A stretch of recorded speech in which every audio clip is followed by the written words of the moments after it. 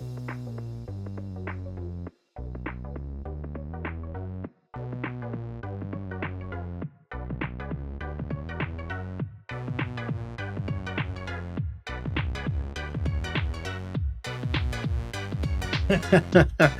right, hello everyone, and welcome back to the Boss Rush podcast. A great place to play games to be better. I am one of your hosts, the BZ Muscle Race, LeRon Dawkins.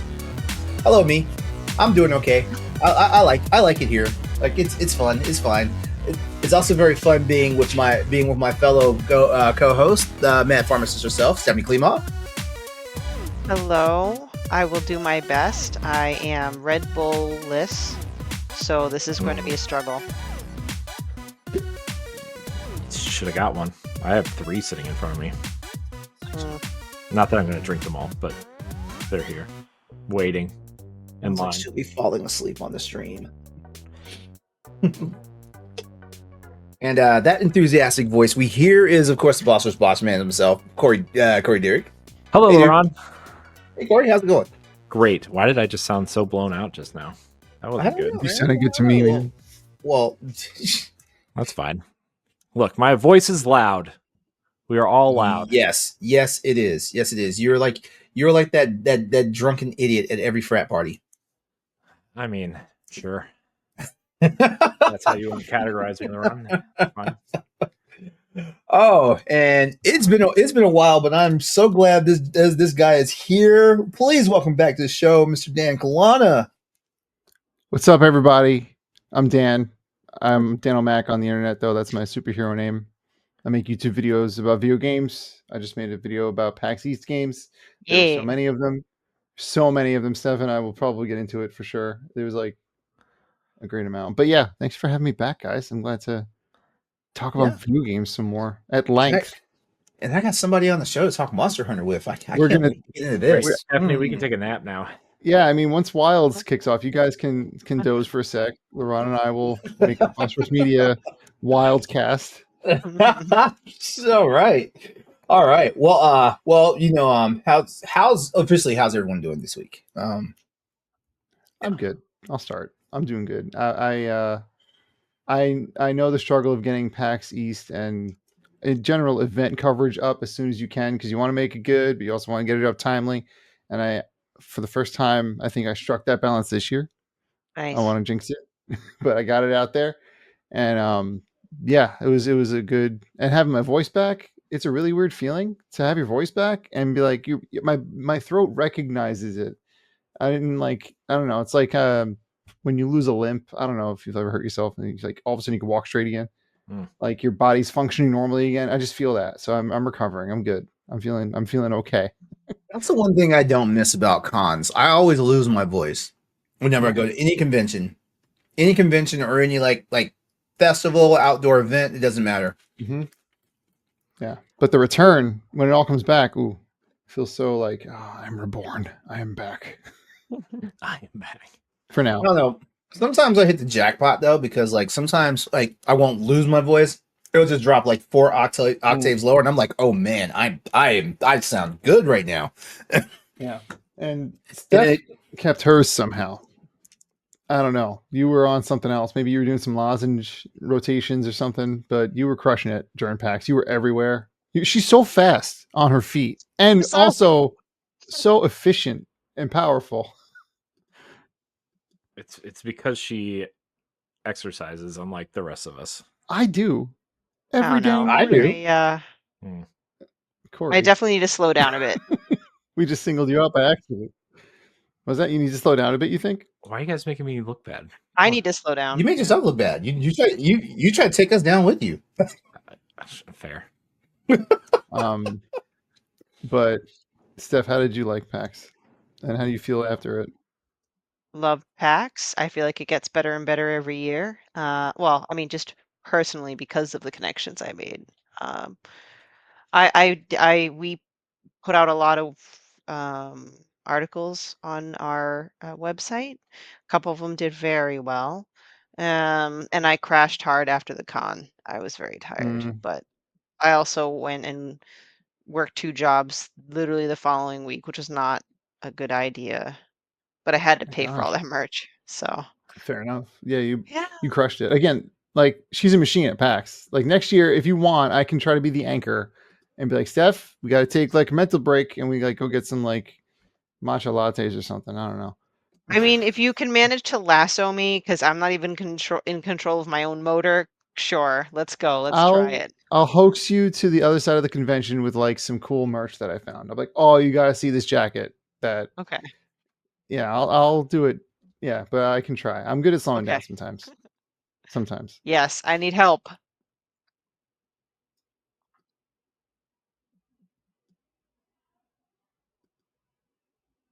Yeah. Yeah, sounds like she needs help. Sounds like she needs We're help. good now. Oh no, am I like lagging? You Yeah, cut out quite a bit just now. yeah. You lagged hard. You're like, I need help. Yeah, you went super broke. It's timing. The lags are timing when you're talking and then not. It's almost like it's a calculated attack against you. It's very rude of the lag. Oh, I'm sorry. I'm speaking of ruining lag. this recording. No, you're not. No, you're not. No, you're not. Speaking of internet, LeRon, I called my internet service provider finally, and hopefully, I won't freeze up during this recording. Maybe. Okay. We'll find out. Okay. Let's hope. All right. Well, I mean, I don't know. I'm having an okay week this week so far. I think I made I kind of made a soft announcement last week that I endured like a death of a colleague the week prior and stuff like that. So yeah, like I'm still processing. I actually went and met with the family for the wake. I did not have like the fortitude to like actually go to the funeral. So yeah, but I mean, that's tough. Sorry that happened. Yeah, like it was out of the blue, and you know the crazy part is like the guy was not that much older than I was, so it's just one of those situations. Like I mean, like he was literally 4 years older than me, and it's like, man, like,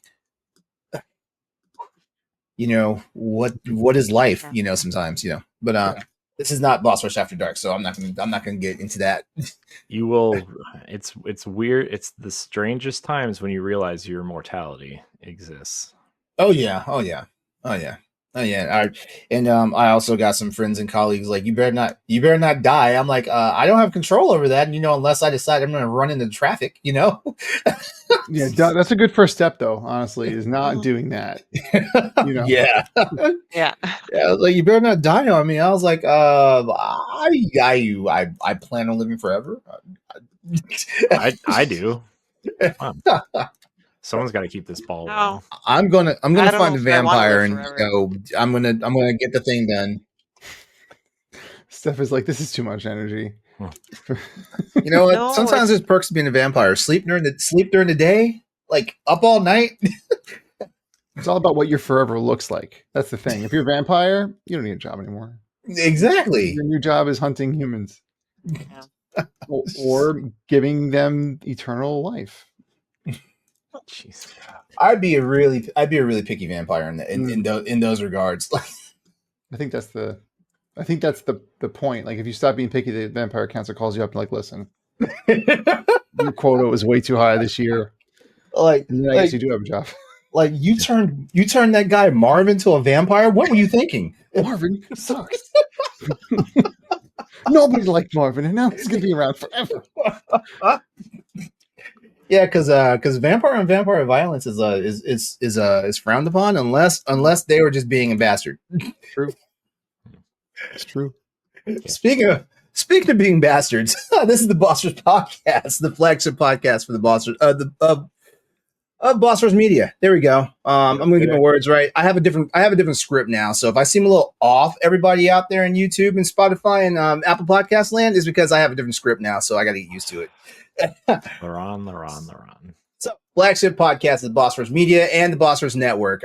We record each and every episode live on Twitch, YouTube, and that thing called Twitter, because I will not call it by that other name every Tuesday night. So please come hang out and be a part of the conversation in our live chat going on right now. And then give us a follow while you're there. If you'd like to support the Boss Rush podcast, Boss Rush, see, I'm still thinking on the old script. If you like to support Boss Rush, you can check out our Patreon. That's patreon.com/Boss Rush Network, where you can gain early access to content like Boss Rush Podcast, Patreon pre-show, and expansion pass. You can also become a Patreon producer, and there's much, much more to do out there. As always, if you can't support us financially or join us live, your listenership and viewership is enough for us. Please subscribe to the Boss Rush on YouTube and hit the notification bell so you don't miss an episode. If you're listening on Apple Podcasts, consider leaving a 5-star rating and a review or a comment. It will help with our discoverability and growth. New episodes post every Thursday morning. That was dyslexia on the podcast apps, also YouTube and our website, bossrush.net. Corey, I got a question for you because it kind of derailed my thought. Are people no longer able to leave 5-star ratings on Spotify? I think they can. Okay, because that wasn't on the script. Sure, it is. No, it's not.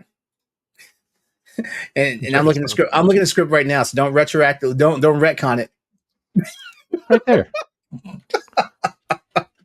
It's right there. See? Oh boy. All right. Well. All right. So for everybody, most everybody here knows the drill, but basically, tonight each of our hosts have picked a topic that we're going to discuss along this whole episode. So let's get into it. We don't have to go first come first serve, right? Someone can just raise their hand and run their topic, right? Sure, LeRon. If that's how you want to do it, then that's what we'll do it. Okay. Who wants to go first? Who wants to talk about marathon and plagiarism? I do. That's a tough one. I know. Ugh. It is a tough one, but my God. Well, first of all, Corey, thank you for bringing it to my attention because I didn't even know it was happening until you said something over the weekend about it. Oh boy, it's getting worse. And since I wrote this up, it got worse. So I know. I wore a marathon shirt to PAX, and I remember thinking oh man. Oh no. No. It's not like I did it, but I don't think you can be hung out to dry for that because you're a fan, you know. But so whenever I have a micro reaction to something like that, I always think there's someone out there who is absolutely hating on marathon fans out there. If I had that small guilt, someone out there's oh, you like marathon, you love plagiarism. I'm absolutely not. First of all, for some reason, people think like that. They do. It's wild. Why all my shirts are blank. Do we want to give a quick bird's eye view on what the haps are? Yeah. So in case you all didn't see the news, or you're just not paying attention to Marathon or Bungie or whatever, Bungie, the studio behind the original Halo trilogy, the Destiny franchise, and the upcoming Marathon, is facing renewed criticism over alleged art plagiarism in its upcoming PvPvE shooter after Scottish artist Fern Hook, aka Anti-Real, discovered that her poster designs from 2017 and her portfolio from her website were used in the game's closed alpha without her consent. She substantiated the claim by pointing to a hidden reference to the Lost webcomic in her original work, which also appeared in the game. Bungie has attributed the incident to a former employee and stated that the art team was unaware of the infringement while pledging to rectify the situation and prevent future occurrences. Oh man, dude, that marathon live stream on Friday, they just looked like I missed it. I was thankfully at PAX, so I missed all of it. Man, but I heard they just looked like they didn't sleep all night and they were terrified to go on that stream that day. What stinks for them is that they canceled an earlier live stream before the news broke, that because one of their devs was sick and they're like, we can't run this without him, we can't do it, so they didn't. And I was like, that's pretty cool. And then they, in the time that had passed between the cancellation and the happening or the stream, everything broke. It was it was tough. So they are pledging to rectify the situation and prevent future occurrences. However, as Paul Tassi noted in his Forbes article, this controversy reflects a troubling pattern for Bungie, which has previously used fan art without credit, such as a 2024 Destiny 2 themed Nerf gun based off Asus Exhibit A. Mm-hmm. I have it really well hung up there, so I couldn't. Based on the artist Tofu Rabbit, Tassie argues that these repeated missteps have eroded community trust and point to deeper systemic issues within the company, emphasizing the need for Bungie to implement stronger internal controls and reassess their creative practices, rebuilding its reputation if it can be rebuilt at all. Some stuff that has come out since then, since I wrote this up on Saturday, I guess. There have been anonymous reports from Jason Schreier and various other media outlets that morale at Bungie is at an quote all-time low, and that working there right now is a nightmare and leadership is terrible. And sounds like something discussion we were having 8 months ago, and a year and a half ago when everybody was laid off. And I feel like morale would have been bad anyway once you found out the dude at the top of the chain was just buying all these expensive ass freaking cars. Yeah, I mean, that's a bad look, but that doesn't have anything to do with the layoffs really, but like it's a bad look. I agree, but it's, the thing I think that makes this different is, Bungie's been respected for years for Halo and Destiny and all these games. And you're always like, you had that like backbone of like, well, you know what? They crank out absolute bangers, and they have. So that reputation's what gets tarnished here. Like, I think leadership's reputation gets hit when you buy a car after laying off 1,000 employees or whatever it is. Like, that looks bad for the person, for Pete. But Bungie looks bad when they keep getting caught copying and stealing other work and then being like, oh, our bad. Like, that's a lot harder to. That's the whole company at that point, which stinks. Yeah. Which, if anybody here hasn't seen the plagiarism, the links are below in the doc, but it's pretty bad. It's not just one piece of art. It's not just a couple pieces of art. It's the entire. It's like the portfolio basically. Yeah, and I get that like this futuristic kind of look isn't exactly a new look, but it was like one of the striking things about Marathon, right? Was this look and this feel and this kind of digital future design look, right? And I mean, I feel like with the reactions coming out of the alpha anyway, like this was the one thing that it still had going for it, and now it doesn't even have that because it's tarnished by this plagiarism, right? Can I ask something? Yeah. And I'm not sure if we know the exact answer, because when I think of plagiarism in a company like that, are we thinking this is higher ups insisting that they continue making this mistake, or is it a lack of QA, quality assurance? Because like I don't make video games, but I am a writer, and the first thing I'm terrified of doing is not plagiarizing. Yeah, so the original director, Chris Barrett, got fired earlier. What was it, this year or late last year? It was late last year, yeah. And so they got a new game director. And I assuming some of the people that were involved in this were laid off because they keep referring to former employees right through all this, or fired for one reason or another, or caught in one of these other scandals. There's a myriad of things that could have happened, right? But like, it's bad when like there's 150 people working on this game, and there's a lot of artists that put a lot of hard work into this. And the other thing to note is that the art director has followed this person since like 2020. Yeah. So that's another questionable look. There's just a lot of things within this that are just bad looks and they're too prominent to be coincidences, right? One, okay, maybe a coincidence, but there are several instances where this has happened, right? And not just in Marathon. Like there are four examples off the top of my head I can think of from Destiny, right?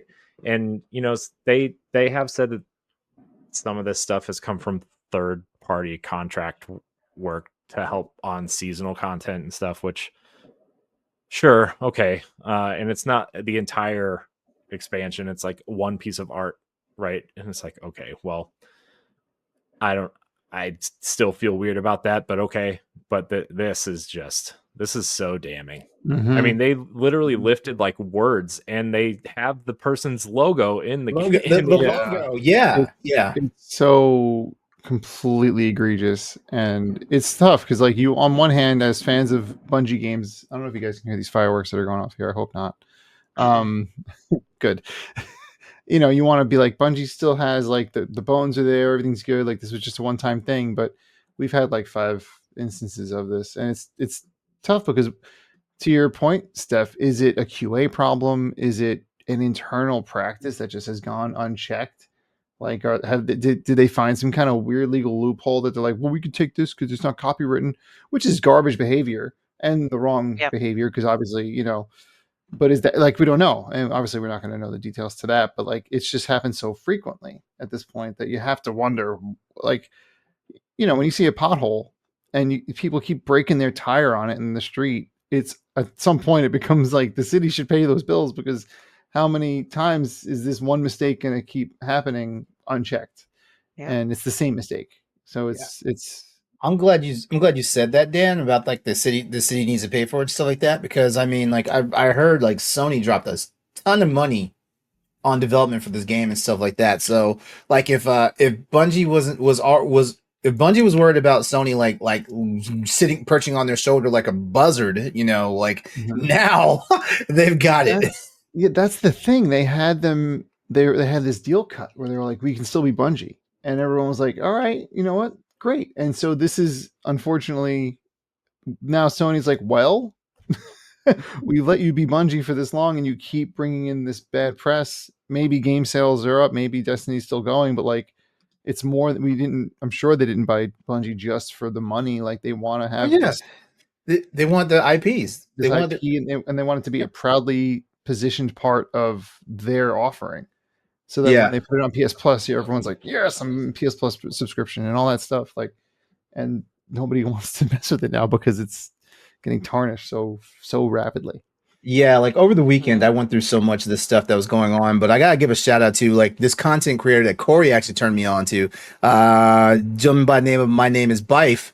He put up almost a 30-minute video about the situation and all that stuff, and I got a complete history lesson on this, because I didn't know not only this was going on, but the history of like other stuff going on with Bungie and plagiarism and stuff like that. And he and I, like, it was funny because like as I was watching the video, I was coming to this consensus, and then like I literally like 2 minutes after I thought this in my head, he said this Anti-Real needs to be compensated for this. Yeah. They said they were going to do right by the artist, but like at this point, not just giving her credit. No, I know, but like at this point, she's your literal art director, essentially, right? Yeah. Like, bring her in, right? Essentially bring her in and give her a damn job. Like that would be like the only way to somehow halfway make this okay. Right? And that would be a great move community wise. Like the community, if the community is damning them right now, the community would actually like almost give them a ticker tape parade, at that point. I think they would rally around her. Yeah. Right. Yeah. And have Bungie be, Bungie would be, it would be a make good, but it would still be a blemish, right? Well, no. For real, they would rally behind her, but at the same time, like, we talk about this, a lot of times on this show. Transparency is key with these developers, these publishers, all these people that are involved in all this talent and stuff like that. This is the reason why we give Microsoft and Ubisoft so much shit. Every now and then Sony like steps into the fire too and stuff like that. Transparency is key. If you're doing something that actually shows that it's not just good faith, but is actually doing the right thing, and the community knows this, you're not going to be 100% fine, but you're going to be okay, stuff like that, so it's just one of those things, like doing this, not saying it's going to let Bungie completely off the hook and stuff like that, but it actually is going to work in their favor as far as the community and saving some type of face. Because right now everybody's thinking, oh, they're just scummy, even though like we don't even know if Bungie greenlit like this whole thing to begin with. It literally could be just one person being a bad actor that like it. And this is why companies have like these companies and corporations have these laws and stuff like that. Like levy heavy fines and penalties and all sorts of things against people who do things that ruin the reputation of the brand of the company and stuff like that. Unfortunately, like there's a pattern here, and we don't know like how it's working out for them and stuff like that. As far as like, do they know this pattern is there, or are they always getting caught with their pants down? Yeah, it's interesting because like, let's say they bring on Anti-Real creative director, that would save them a lot of time because they don't have to rework all the assets that they pulled. That would be the organizational fix there, but it would still, I think there's that, like you said, there's that pattern, and this is now like, you're going to see the next Bungie project come up, and they're going to be like, oh, well, what'd you steal this time? For real. Like you get caught shoplifting enough times, you're not going to be welcome in the pharmacy anymore, or wherever you go. Yeah, it's I worked at a pharmacy in high school. It was the first. That's why. And hey, I'm a pharmacist, so I get it.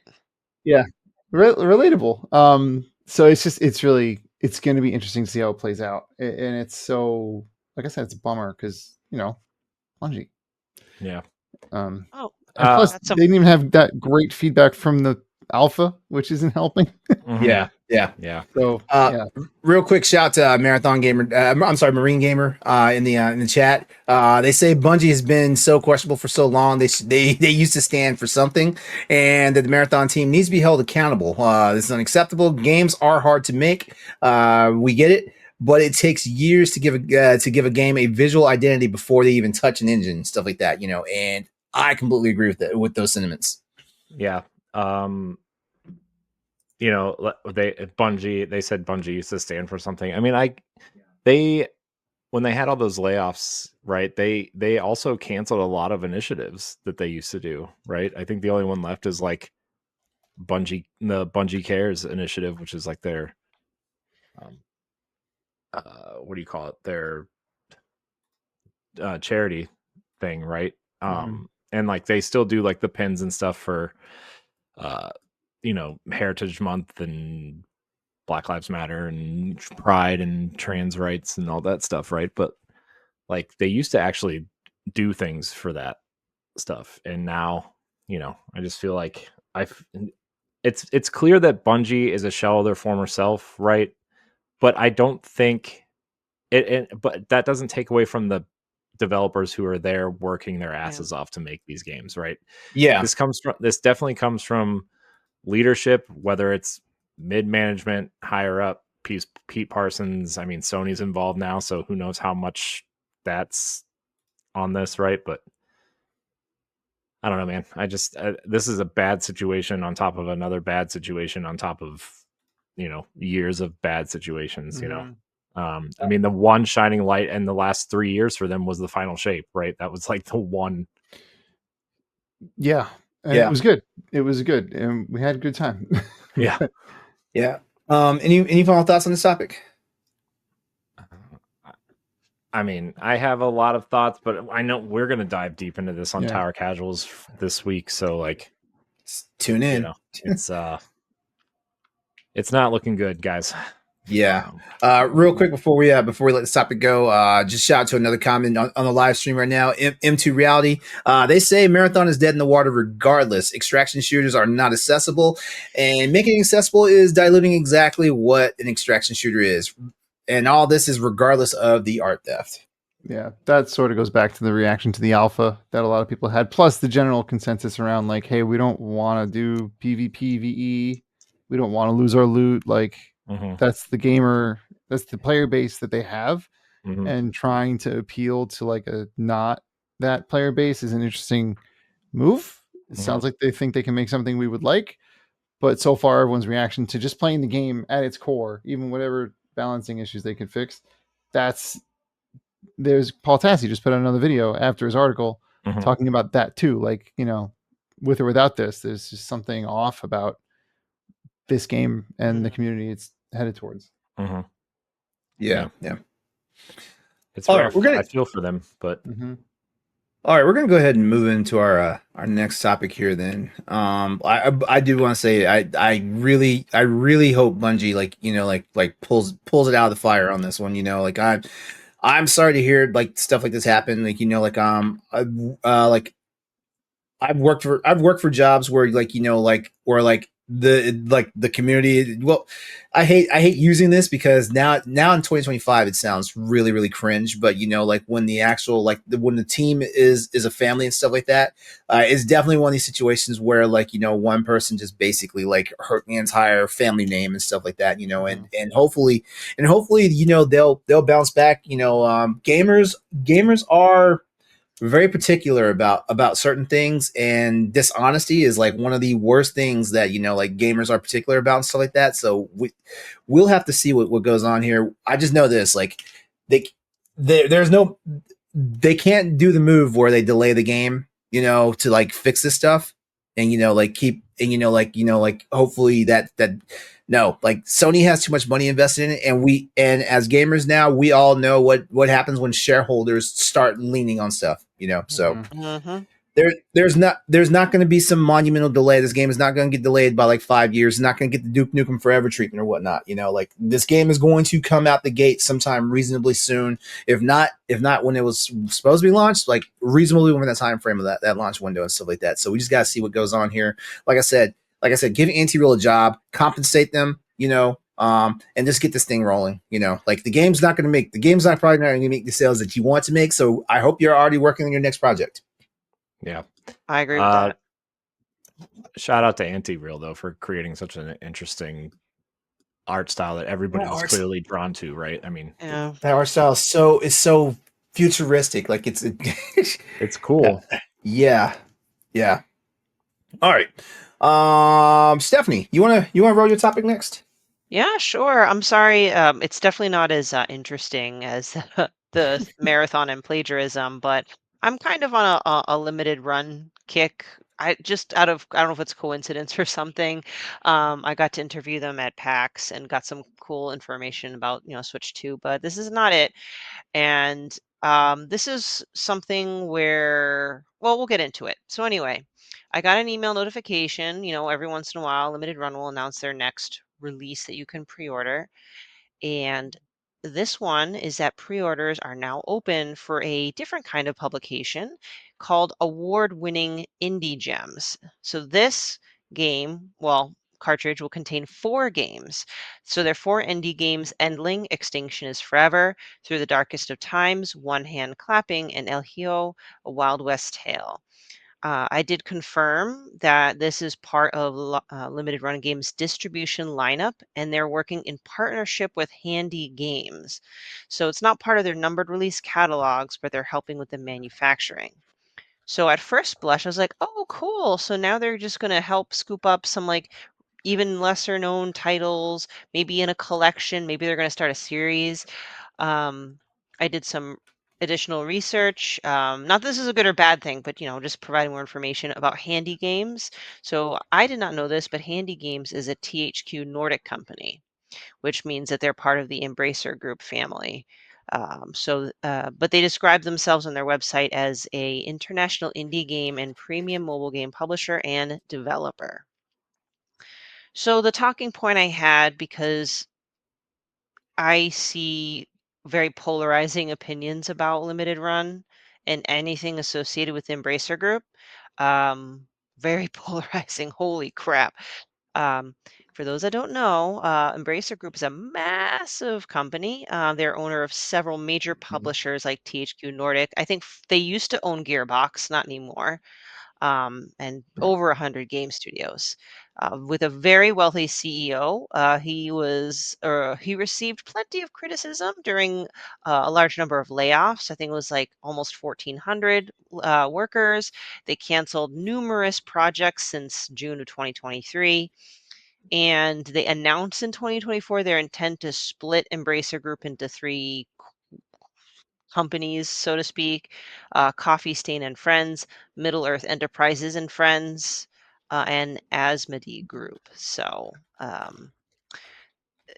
Embracer Group states that these 3 entities will be separate publicly listed companies, enabling each entity to better focus on their respective core strategies and offer more differentiated and distinct equity stories for existing and new shareholders. So, my first, and I think the primary talking point is it's almost it's not the same type of topic as before, but does the fact that handy games belonging to the Embracer Group diminish limited runs attempts to be more indie friendly with this collection, given that they're also owned by the Embracer Group as well? This reminds me of Dave the Diver. You remember when Dave the Diver was everyone was loving Dave the Diver and darling, indie gem, but it had the backing of who owned it? I feel like Crap. Nexon. Yeah, Nexon was like in the back, making sure they were funded essentially, and then they sort of lost their. They didn't lose it because the game's still pretty Clout, great and so to it's still speak. really cool. But there was a moment where people were like, "Oh, that's not a real indie game." Yeah, it lost that indie clout, right? Exactly, for a moment. And it feels like that same vein where it's like there's that indie clout, that limited run sort of. I don't want to say they lost it, but it definitely. Who bought them? Sony, I think. Oh God! Don't give me Because the they line. also got bought by. They got. They're part of Embracer Group, like you just said. Am I wrong? I don't think you're wrong. One of these indie superstars on the podcast need to chime in. I Yeah, I'm usually not know. an indie guy. Yeah, I Well, think it might be Sony who bought them. yeah, I don't know about that. I just know, as someone who's an indie fan, at first I was very excited about this news. I'm not necessarily not excited anymore, but I guess it's just very conflicting because Oh, it isn't. Yeah. should I penalize these specific developers buying these 4 games, saying you shouldn't be successful because you're owned by someone who's owned by Embracer Group? Because I also feel Yeah. like that's a really crappy mentality to have. But I don't know. I mean, that's I feel most like, games now, right? With yeah, I mean, even companies like, I mean, even this like the Saudi social fund or whatever that is invested in so many companies like Yeah. SNK. They own SNK outright, Mm-hmm. and Tencent being invested in so many companies, and it's if you're gonna try to live that, what do you call it, the morally righteous way, you might as well just find a new hobby, right? Like collecting Yeah. rocks outside, Even those could be owned by Tencent. Yeah, Like, could be. yeah, you know? Yeah. yeah. But yeah, I I think don't it's. have. Go ahead. Sorry. Sorry. I think it's an interesting point. I think it doesn't actually. I don't think ultimately. Also, I was wrong. Embracer Group owns Limited Run. I don't know where I got Sony from. I think it's an interesting thing. Oh, wait, I didn't know that. Yeah, Yeah, Embracer they Group are. owns Limited Run, and that's what the whole thing was, right? And then the other company. Wait, hold on a second. Then, if Embracer Group, okay, you know what? Because I've been keeping an eye on the stream on the stream chat here. If Embracer Group owns Limited Run, what the hell is going on with all the damn games not coming out? At a reasonable window. Well, this kind of goes into what I was going to sort of get at, is that they I'm could sorry. still be. No. It's actually a great. It was good because they are so much like Sony and Bungie. I think Embracer Group does do this thing where like, okay, we're going to take some off the top, but you can still be the company you were before we bought you. And to the point of the pre-orders not coming through overnight because they now, of course, have Embracer behind them. They're not. So for better or worse, they are still the same company, right? So I wonder. I think that gives me a little bit of like, okay, well, there's still the people that were a limited run, and that's something. Mhm. And ultimately, I think in both games media and being a games fan, we focus on the people a lot. I Yeah. like to focus on the makers and the people behind things. Right. So I think there's a middle ground. The Dave the Diver example I think holds true too, because it's got that funding, it's got all that, but it still has that charm, and the people behind it still worked on it with a lot of love and care. There's clearly a lot there. So I think you can be excited about it. But people are always going to have that opinion where it's like, how dare you support the big corporation? But at the same time, if the big corporations are learning how to let the people do the thing, that's also like fine. Yeah. It's tricky. I don't know. I feel like there was a time when I was like that, where I railed against stuff like this, and then I don't know, like I guess as a gamer I matured because like I guess once I became like a partner in like the company I work for, well the company that I represent now, I started understanding how business was conducted and stuff like that. Like these small entities cannot do everything without some type of backing, without some type of like, big. This is why there's a thing called shareholders. These are people that throw in the money and they're waiting on their investment to come back and all this stuff. So, like that mentality is just immature in my opinion. And I think the average gamer, once they mature, as in their gaming habits and stuff, they realize that, like, oh yeah, like we shouldn't feel like this. We should be supporting wherever it can happen at, or we won't have fucking games. We won't. Um, now going to this whole thing, like I don't really know if I had I don't know if I really had like a wholesale opinion on it because like Corey, you started this whole thing you started this whole thing where I wound up buying stuff digitally now. And now there's days when I wake up in the morning, I'm like, man, should I get that on physical? If there's a You know physical, what that's should I called, get it? LeRon? What? ADHD. You know who has it? Both of us. Yeah. Yeah, but for the most part, like I don't get a lot of physical stuff because like at the end of the day, I do not need all this clutter in my house, in my space and stuff like that. And I know for sure I'm going to move at least one or two more times in my adult life. And I don't want to pack all that shit up and carry it with me. Yeah. Let me tell you, aside from like my Nintendo game collection, which is smaller and smaller these days, like I have very many physical games at all anymore. And let me tell you, it's very nice moving when you can just toss your consoles into a Rubbermaid container and put a lid on it and be like, this is my games. Here we go.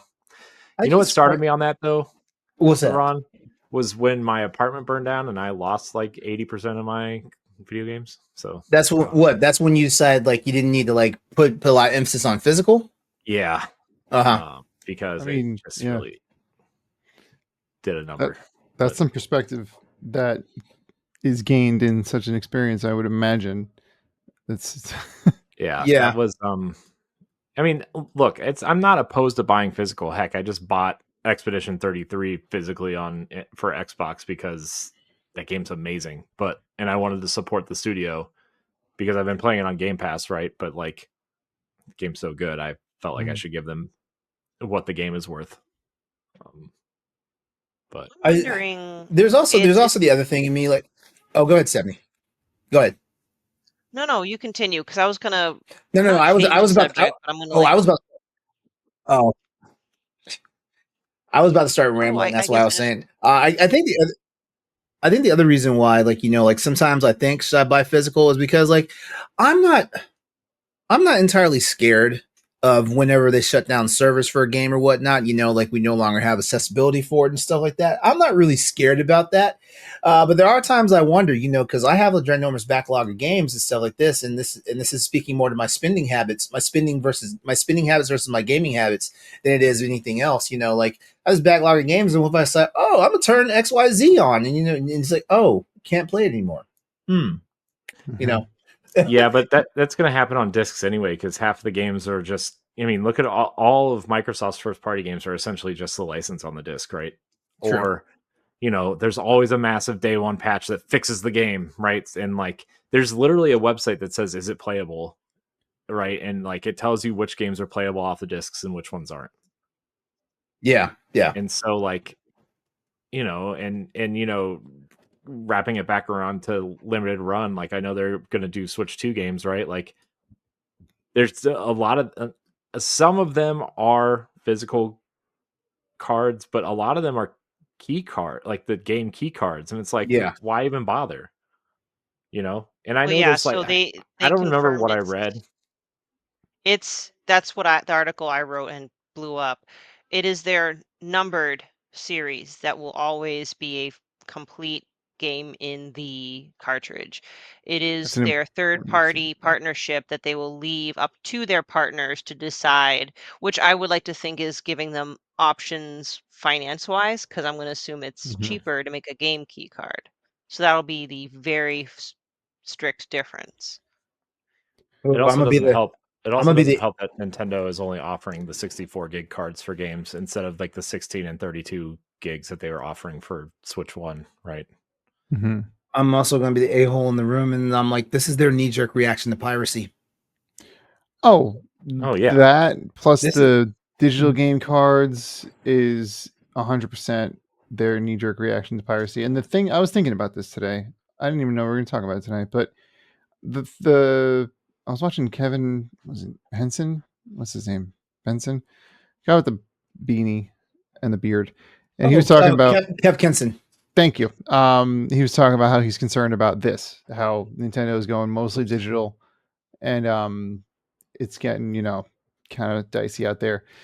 But the thing that gets me is the problem isn't Nintendo or anyone going mostly digital. It's that digital game ownership never got figured out. Like there's that whole thing about how you don't actually own your game. You own the license to download it. So that was to prevent piracy, because you can't just have the files on your, PC or whatever. Mm-hmm. Well, that was the big deal with Ubisoft, right? With the Crew, right? They literally delisted it and took it out of people's libraries because. Yeah, and the game barely had a life. Yeah, but if somebody wanted to play that, you can't. And the thing that it comes back to is the game industry never figured out digital game ownership in a way that we were allowed to own it. So it really is just going to be stuck in this limbo of like, you can play the game while it's available, maybe a little bit after.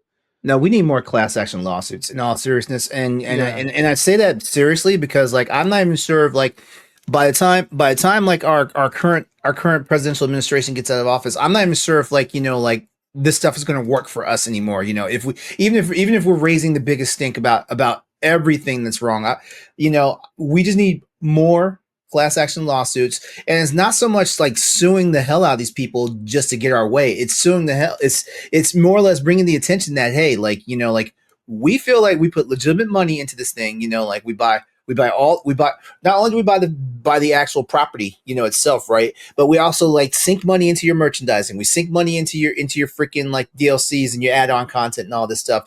As gamers, we even like generate your hype for your game, which is supposed to be your job and stuff like that. And you take it away from us in like less than a year, like what is that, Right. Yeah. Digital games, man. It's yeah. Yep. I think Nintendo did say that their first party will not be key cards, but and I think PlayStation is usually pretty good about having games on disc, right? At least most of the game on the disc. But like, I mean, good luck finding an Xbox game on disc. So I legit was not trying to make Sony Nintendo the bad guy tonight. I was. No, not. I know. But I am curious. I'm like, well, like I said earlier, this is definitely a knee-jerk reaction to piracy, but at the same time, like what's the overall purpose for this even happening for the first part? Nintendo already knows how their fan base is about physical property. Nintendo knows this better than Microsoft, Sony, Sega, all them people combined. They know this. So what was the reason, the pattern for this one? I mean, I think Nintendo, there's a big problem with Switch piracy, as some people on this panel may know, or whatever. But they're trying to prevent that, right? And like, I think bricking your console is illegal, right? With their new that's going to be. That totally won't hold up in court, but the intent is to scare you from doing that, right? That's their entire intent. So, but as far as the game key cards go, like, I don't know if it's much different than a Switch cart. I don't know what security looks like on that thing, Oh, the homebrew scene's gonna find out. I mean, I'm sure they will. They always do, right? I mean, you can emulate PS4 now, right? I mean, it's just something you can do. But who's that in the chat that said they're concerned when Anthem goes offline? I like that game. I know who it is. It's me. It's just to for the podcast in the future. I am talking in the YouTube chat, and conversation about offline modes, how there should always be one. And I said, I am legit concerned what will happen when Anthem goes offline. That game's got legs, and the live service part of it held it back big time. To be fair, it was fun to fly in that game. That's honestly, like, my one brain cell wants that. Give me a cool Iron Man game that isn't held back by Marvel, red tape. Like, and that's what Anthem could have. Oh, well, hold on real quickly. Shout the Kai in the stream chat. They say games should always have an offline version. Prices on games are going up. We support it, and we are willing to pay. We should be able to enjoy those games long after their eventual console lifetime has ended. I also want to say, to that credit, also, companies, if you end of life the game, do not come after people who make personal servers and bring those games back online and stuff like that. Thank God Capcom isn't doing it with all the Monster Hunter games, but I've heard horror stories about other companies. The plumber people, for example, coming after people for making an offline server, stuff like that. That is not a good look. Stuff like that. And true to Kai's statement, we paid the money for it. We should be able to say when we are done playing the game. Mm-hmm. City Heroes actually had a happy ending to that narrative because people made private servers for themselves, and then I think it was not Niantic. Was it Nexon? It was. I should have known. No, wait. I think it was Niantic. I think Niantic's Pokemon. Yeah. I can. Yeah. But the owner of City Heroes said, "You know what? We support this. Go for it. Have a good time." And they got official licensing to do it, and that's all it takes. Like, it's not taking any money out of your pocket. Mm-hmm. Being the company, just like, and they're no longer posting the game, so no one's really stealing it now. And then if they ever want to make a sequel, people are going to be a little more aware of the game. Exactly. I just think it's a good NCSoft. I knew it was an N. That's it. Yeah, that's it. Yeah. I played City Heroes. Great game. All right. Good chat. All right. Well, yeah. All right. Well, that was a good one.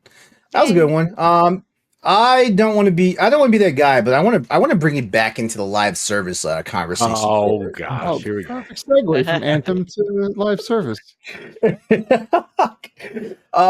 Because I'm not sure. Like, the news has dropped today, actually, but so I'm not sure if everybody's heard it just yet. But Jade Raymond has exited Haven Studios, the studio she founded. With that Sony came out last week. Yeah. Oh, it was last week? It was like on Thursday or Friday. Yeah. That was during PAX for sure. I remember seeing that and then going to a haze of Boston. Yeah. Am I that out of touch right now with gaming news? I haven't thought about it. It was at least Thursday, because the Friday podcast I listened to and was talking about it. Oh, okay. Well, I'm sorry for that. I don't want to mislead. I don't want to mislead our audience. Hey. How are you not keeping up on what Jade Raymond is doing, Laura? Life is freaking, especially when I was one of the main people that's always asking, where's our studio at? What's going on? Like, now we know.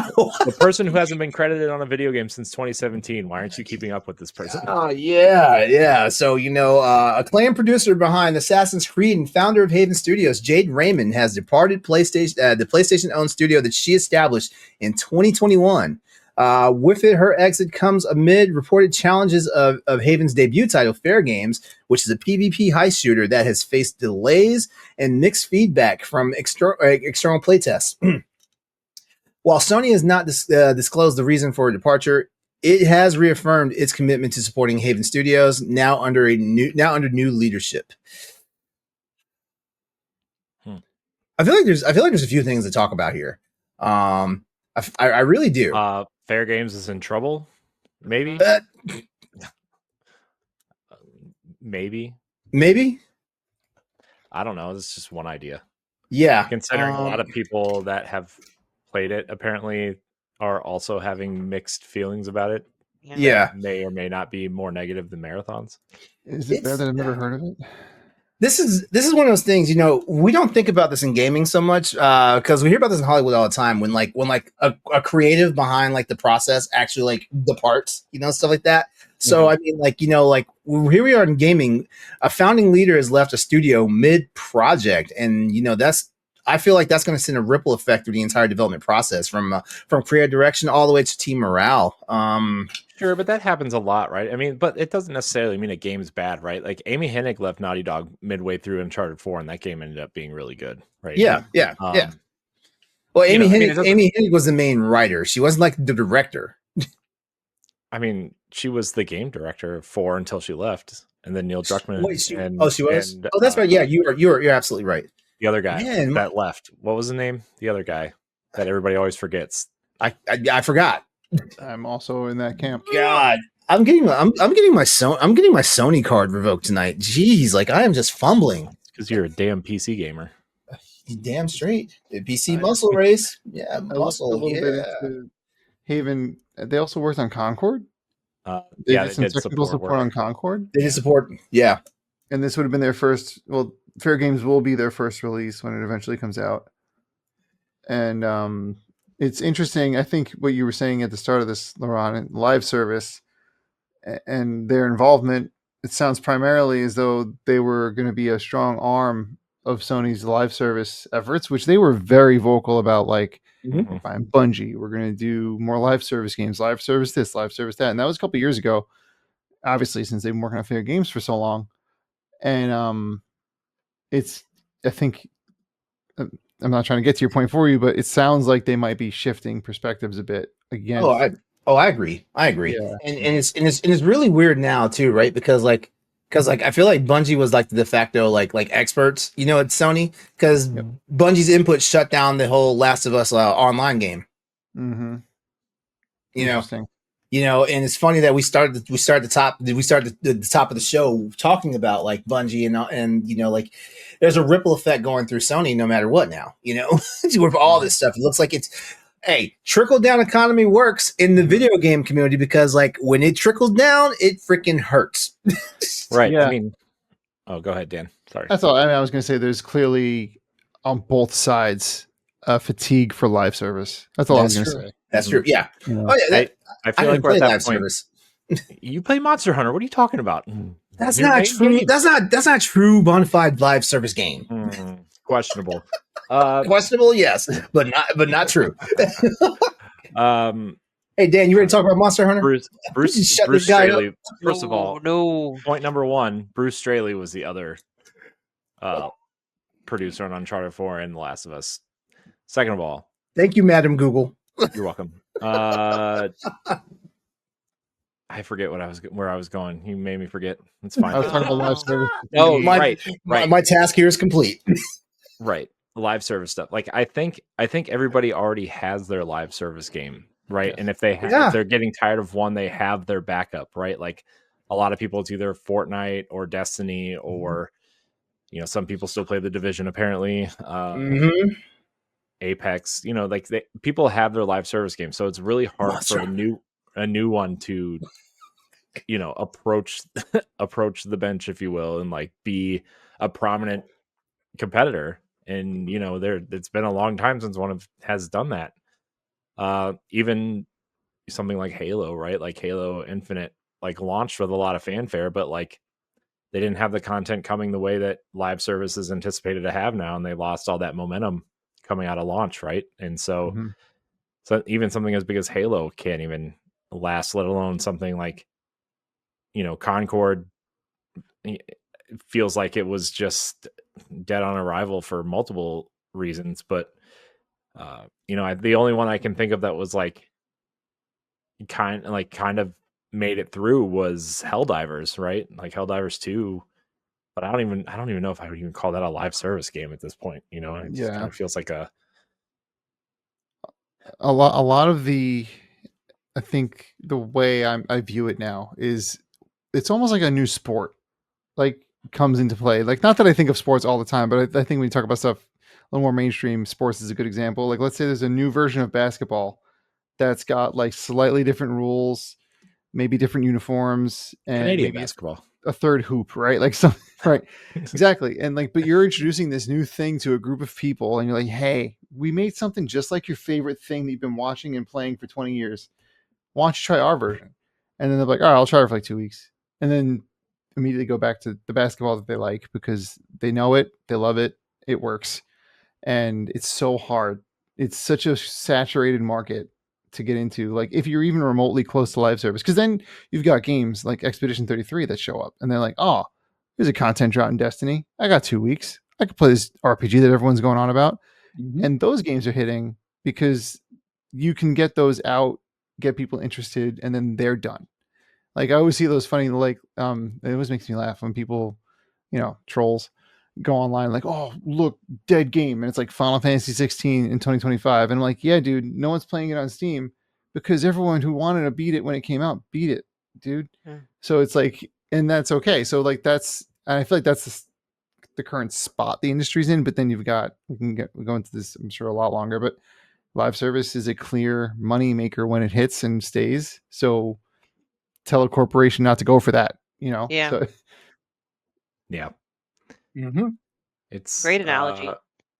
Yeah, but also like it's a mistake if you're not trying to play in the space too, because if you have a hit, right, it's for real, essentially printing money for 3 to 5 years. Bungie, they were able to buy themselves. Like at one point, they were indie. Should just stay that way, I guess. Well, maybe not. I mean, but that's tremendous. Like who's buying themselves at the AAA level? Right. Yeah.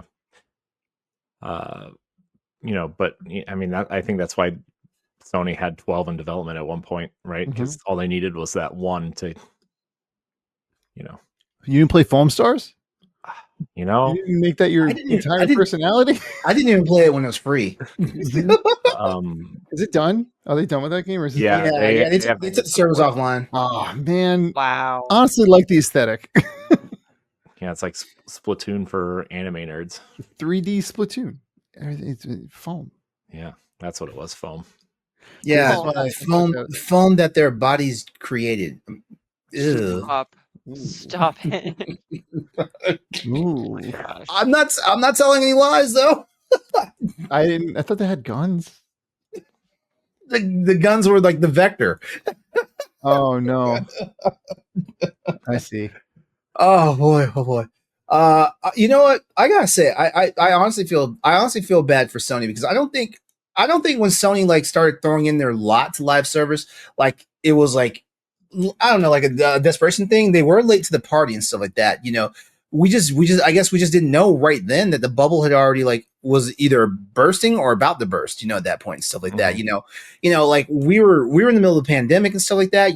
Things were looking great. Like, there was this gaming boom and all this stuff, like companies were getting excess money from their governments and stuff to like create and form like business entities and stuff like that, and Sony just went along with it and stuff like that.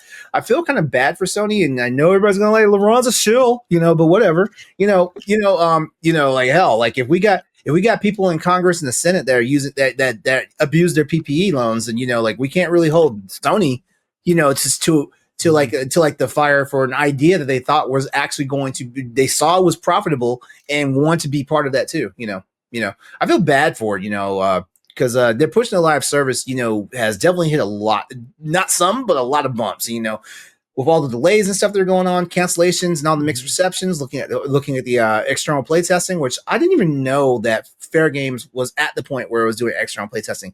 Last I checked, this year. Yeah. Well, yeah, I remember that because like it was in the freaking it was in the freaking state of play, Yeah. But at the same time, I didn't know like they are actually doing the play testing, and stuff like that, So like hearing some of this stuff, like like it was like, oh man, like this is kind of, it's not great.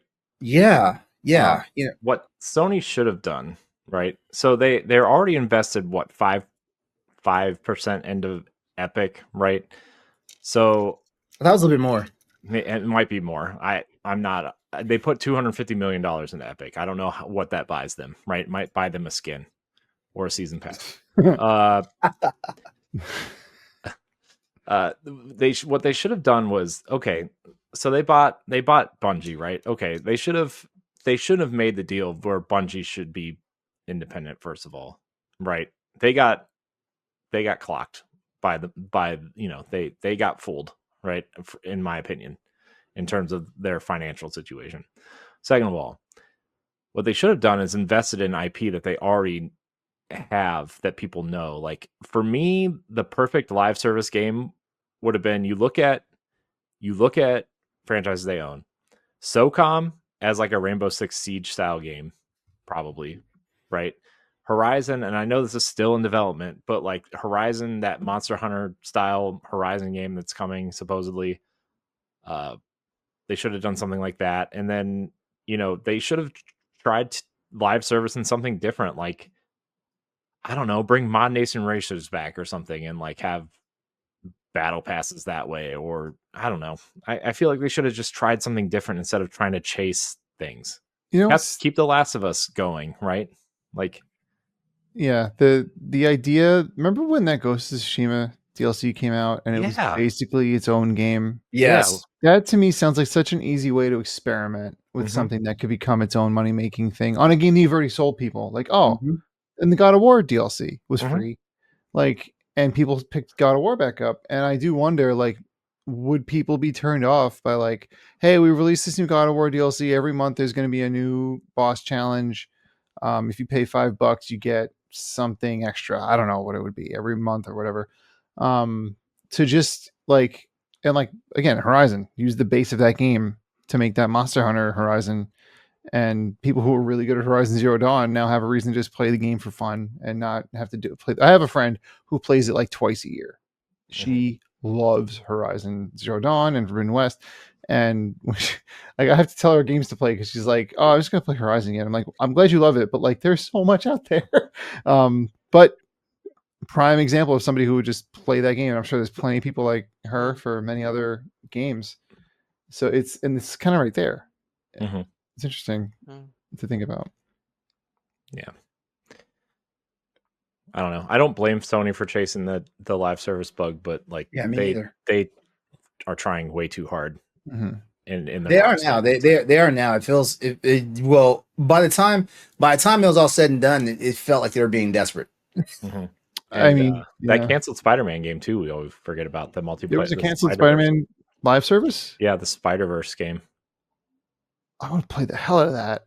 Gameplay leaked. You can find it on YouTube. Is it just Spider-Man? Put in like PS5 Spider-Man multiplayer. I'll do that while we talk about stuff. Yeah. So I don't really have anything else to say about live service. It was, I'm pulling for Haven, right? Because you never want to see anybody lose their jobs, but Fair Games doesn't seem promising. Yeah. So, especially because it's based on all experimental tech, right? Like cloud tech and, all these things that Xbox was talking about Crackdown doing at some point. Like it's kind of based loosely on that idea. So.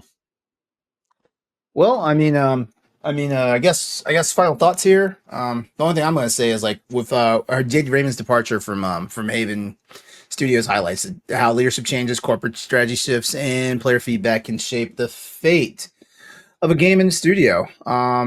As Sony navigates its ambitious live service plans, Fair Game stands at a crossroads between creative vision and market demand. It'll be interesting to see how both Haven Studios and Jade Raymond move forward. And I don't know, like I will put the question out there and invite people, not just in the stream chat, but people that are listening in the future wants to show us live on VOD. What does this mean for the future of live service gaming? How do you guys feel about it, stuff like that? We'd love to hear your comments on it. Just let us know something. Too many games, man. That's the problem. Too many games. You said it. Too many games. Yes. Out of all the companies. Seriously, though, Microsoft is probably doing the best at their live service stuff. I mean, they did buy most of it, but Sea of Thieves for them has been such a I mean, like remember the banana? I'll never forget that. They just eat the banana, unpeeled banana. Yeah, they just did a big Destiny crossover. Oh, Sea of Thieves did? Yeah, weird.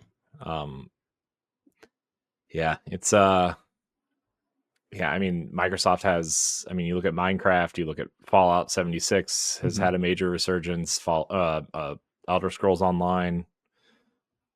They have so many live service things that are just Call of Duty is theirs now, right? So Oh, they're making their money. Give them that. Everything's an Xbox.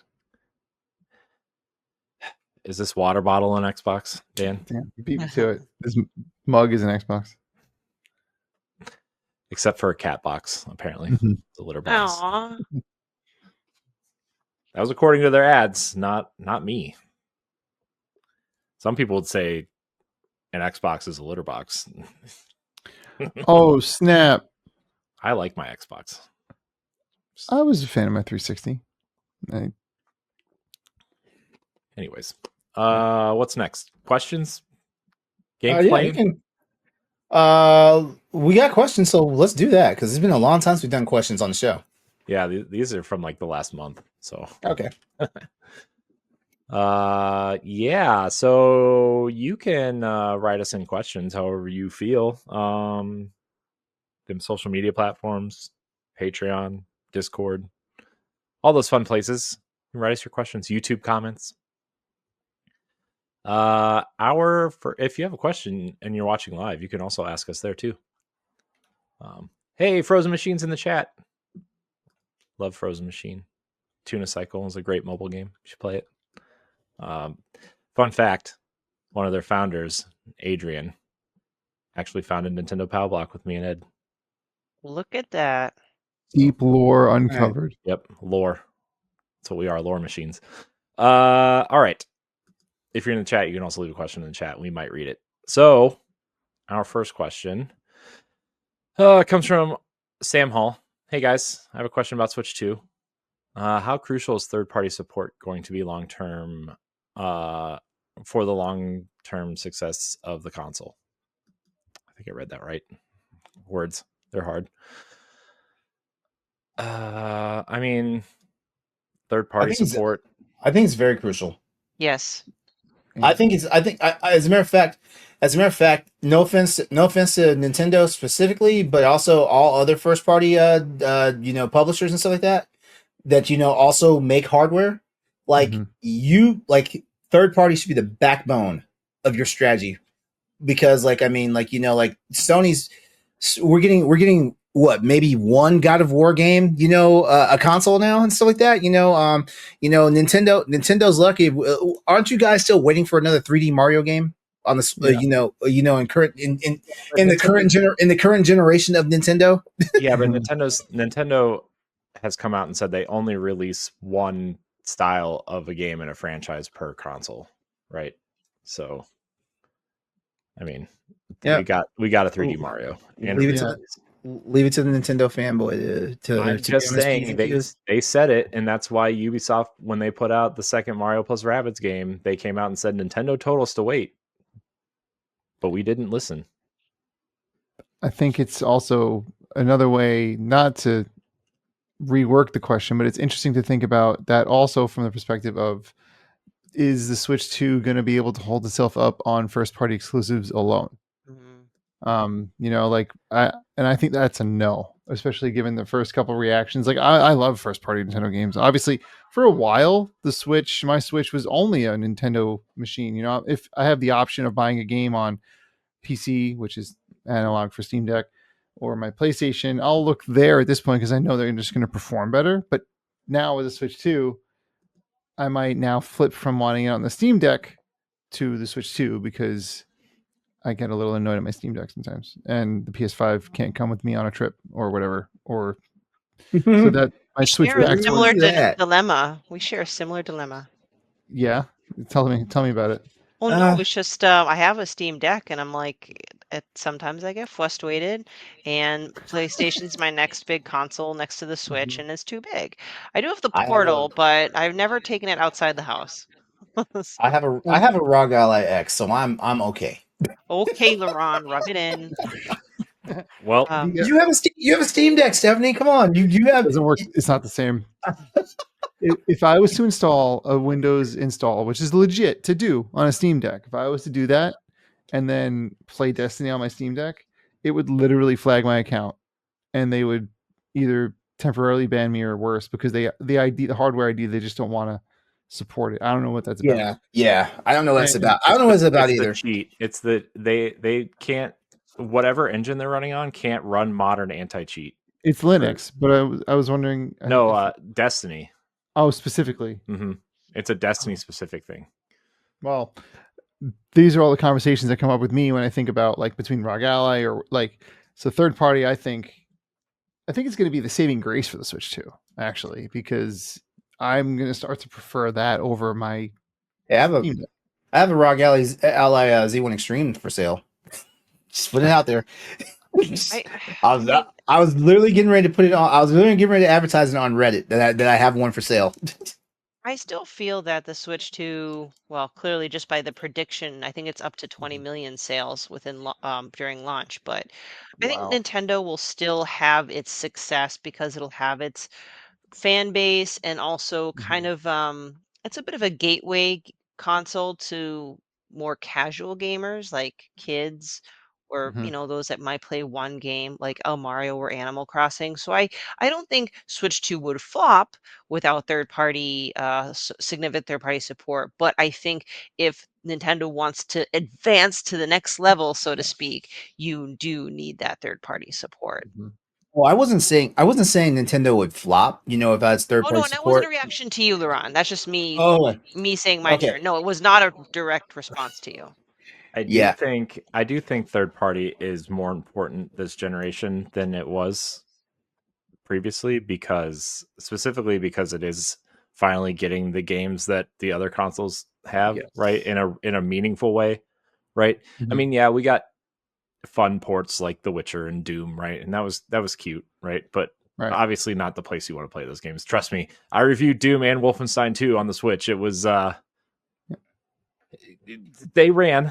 But if it is your only option, then you're solid. And I think that's the cool thing so I guess I forgot to add this perspective. I did go to the Nintendo Switch event in New York City. I was very lucky to do so. And I think there's a lot of accessibility that comes with the way they've engineered the console. Like the mouse mode, you take those Joy-Cons and you turn them sideways and it works, at least with Metroid. There was no like prompt that says, do you want to enter mouse mode? Like nothing like that. It was just kind of like, oh, you're in mouse mode now.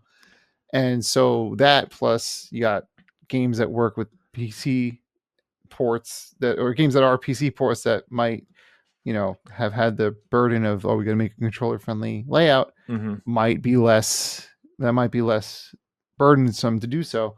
And just based also on that event alone, like Street Fighter had its own booth, Cyberpunk had its own booth, so they were very third party forward. So I think they recognize that they really do need that support going in, especially since what are they releasing themselves? Mario, Donkey Kong, and they're re-releasing their old games for the first year. That's that's going to hold people over for like 6 months. People who are going to focus on the Switch, but like. Yeah, the Hades 2 comes out on the Switch. People are going to totally want that on the Switch too.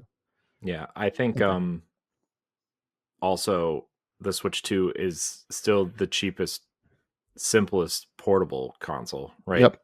It's I think a lot of hardcore gaming people and PC gamers specifically underestimate the power of simplicity for normal gamers and average gamers, right? And so and portability too, like those PC handhelds at their smallest are huge. The Steam Deck is close, but it's still so big. Yeah. And so like I think that's why console gaming will never go away in general, right? Is because theoretically you just plug it in, you sign into your account, and then you're ready to go, right? You don't have to, I feel like LeRon has some sort of trouble with his PC every other recording. My camera's not working. Oh, I need to download this. Oh, I reinstalled Windows, or I did this, right? Like, and I'm partially poking fun at you, LeRon, but like, I don't think the average person really wants to deal with that. Trust me. As a PC. Okay, so here's the problem. Here's the problem I have. Number one, I work in IT. So like I'm always doing something. I'm always doing something that can mess up the status quo of my everyday user activity. as a PC person. Now going to PC gaming, it's a whole different niche and all that stuff. It's kind of like you have to pay to play basically, and take that for whatever it's worth. It's like like you got to put the work in to make it work for you, basically, just like any relationship you would have in life, stuff like that. So yeah, and for some people, they don't have the time and the patience for all this stuff. There are days when I wake up, I'm like, I don't have time for this shit, and that's usually when I turn around and send Corey this message. Hey, I just formatted my system and I reinstalled Windows, so you just bear with me for a little bit, because I hit that mark where it's like, you know what, just glass the earth and build up from the bottom. Oh boy, oh boy. And so it's really going to be interesting when PlayStation and Xbox release their handhelds, whatever those are. I think Xbox is clearly leaning more into the ROG Ally space, right? Because they clearly want to be more in that space than ever, I think. But if you can shove a PlayStation 5 style console into a handheld, that's going to be expensive, right? But it's going to be challenging for Nintendo to keep up if they can't have third-party games too. So yeah, and that you're looking at that in the next year and a half, 2 years, probably Sony will announce something theoretically. If they make something that's the size of an old Switch and as powerful as a PS4 Pro, but I can play my first party PlayStation games on it, I think it would be trouble. But if they, I don't know if they're going to, if they can make a PS5. We're talking about the renaissance of the PS Vita or whatever the handheld is going to be. Hear me out. Let's call it the PlayStation Portable. Don't be confused with the PlayStation Portal, which is also chunky.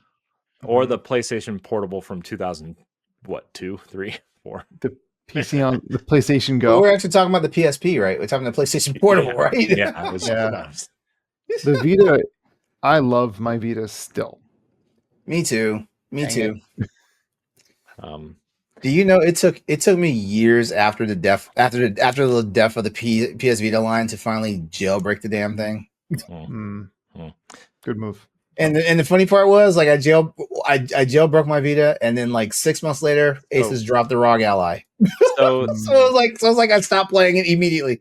I was gonna read Deshaun's question next, but Stephen Meyer's question actually rolls kind of into this topic, so we might as well just read it and kind of spin off from there. Hey everyone, can Xbox realistically succeed in the handheld space without native exclusives?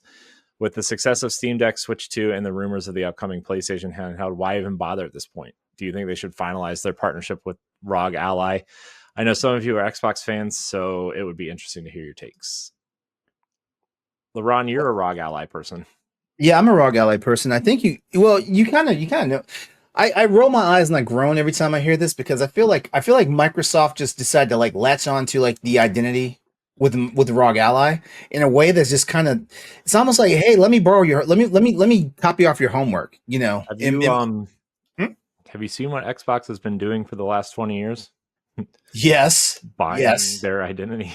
Yeah. I have. It's Halo, Gears, everything from Bethesda and Activision recently. Here's what I'm going to say about this whole thing, and what Microsoft needs to do, and Microsoft is kind of doing it. Well, hopefully they're kind of doing it. They say they're doing it, but we don't know yet. Microsoft is supposedly like fixing their OS to make it more streamlined and capable for a handheld system. Now, maybe it's because I work in IT and stuff like that. All the woes that everybody has about like gaming on the ROG Ally and any of the other Windows handhelds, I don't see like even like 2% of that problem, but it could be just because I have a different skill set, and whatnot. But at the same time, like, hey, like if Microsoft can do something that, I think at the end of the day, everyone picks these things up and they just want to play like a tried and true gaming console. I think that's really what the problem is and stuff like that. It is wonderful that, this ROG Ally my ROG Ally and my ROG Ally X, they can actually, they actually replace my laptop. Like if I want to, all I gotta do is carry a keyboard around with me and stuff like that, and, hook it up to a monitor, and, we're off to the races. But at the same time, I'm like, why would I do that? It's a gaming console. I have a laptop to be productive and do work and stuff like that, But PC space is kind of weird. Like, like there's the PC Master Race. Like, like we're doing the most sometimes with like our hardware and stuff like that. So back to the whole thing about Microsoft getting into this thing, for example, Microsoft, I feel like what you honestly need to do is just basically streamline the OS and stuff like that. Because let's look at this. Like, games tend to play better on Windows architecture anyway. They do. You're getting into exactly what Jason Ronald said in an interview, in a couple interviews recently. He's the head of next generation of Xbox, which he was essentially like the lead on the hardware team. Mm-hmm. And he's partnering actually with the Microsoft Surface team for their mobile game or their handheld gaming initiative. So which could be good, because I had one of the early Microsoft Surfaces and stuff like that. I just don't like tablet laptop experiences. I don't. And so like I still have my Surface is somewhere around here. I gotta figure out where it's at, and stuff like that. But I hardly even use it and stuff like that. Like it fitted a purpose for a while for me and stuff like that. But ultimately what Microsoft needs to do is they need to work on the main interface, because games run best on Windows devices and stuff like that. That's why we don't ever hear people talking about the massive like success like games have on Mac OS. We don't hear about that. There's a reason why. Linux is a good space for it, but at the same time, Linux also has its own like unique, like complications and stuff like that. Like look at the Steam Deck. Like hell, we can't even get verified games properly from Valve. So what Microsoft needs to do is work on their thing and let these other people like Asus, Lenovo, all these guys, let them cook on the hardware. That way, when everything marries and comes together and all this stuff, we have this perfect ecosystem. Like ROG Ally and the ROG Ally X has had a phenomenal run, and stuff like that. Same thing goes for Steam Deck, same. I can't say the same thing goes for the MSI Claw and to Lenovo Legion Go, even though I still kind of want Legion Go just because like it got bigger screen, but at the same time. But Microsoft, I don't like to say this a lot about companies like Microsoft, for example, but stay in your lane. Yeah, I think the perfect example that I think of is, and again, maybe you can test this, Steph, is that the Steam Deck offers a sort of brain off approach where you're like, the UI is really nice, download the game, it's controller supported, you're good.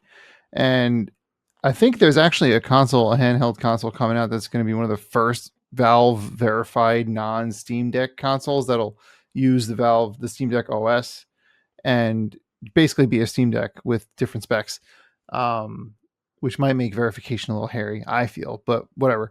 But honestly, like my feelings on Microsoft aside, I guess I think they would be perfectly valid to start partnering, like you're saying, LeRon, with ROG Ally, and just make like an Xbox verified console that has an Xbox version, basically the console UI on the handheld, and then you've got a Windows supported console with the UI that makes it really friendly for players who don't want to load up Windows and have the start menu and all that crap. Mm-hmm. Because it takes up a lot of mental headspace when you're like, I gotta load this thing up and all my program files.